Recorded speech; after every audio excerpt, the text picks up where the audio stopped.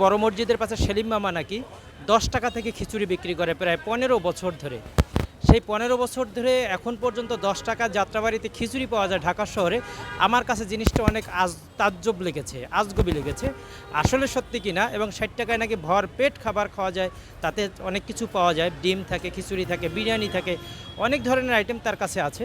এখন আমরা আসলে চলেন দেখি ওই সেলিম মামায় সত্যি 10 টাকায় খিচুড়ি বিক্রি করেন কিনা এবং তার খিচুড়ির মান কি আমরা মানুষের কাছে একটু শুনি। 10 টাকা এই হলো 10 টাকার খিচুড়ি।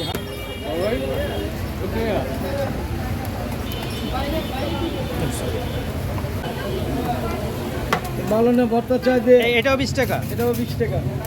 কাঠি কত বিক্রি করেন? কাঠি 30 টাকা। 30 ভালো বলে তো হবে না, আর যদি খেয়ে দেবো কেমন লাগে। কি কি নিলেন আপনি ভাইজান? ভুনা খিচুড়ি। ভুনা খিচুড়ি আপনার এই ভুনা খিচুড়ি প্লেট কত টাকা নিয়েছে ডিম সহ? ডিম সহ নিয়েছে হচ্ছে 40 টাকা। কি আছে এর মধ্যে?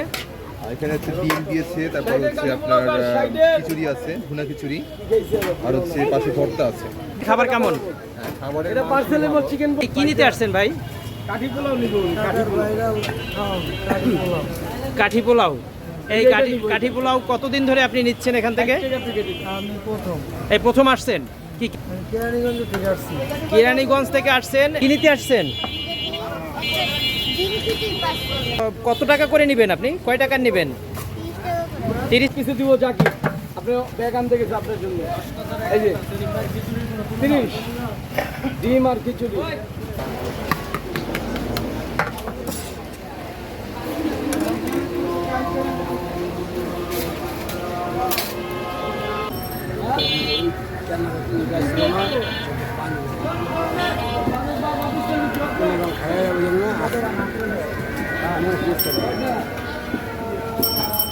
কাঠি কাবাব, দুটা লুচি, সস 40 টাকা। 40 টাকা।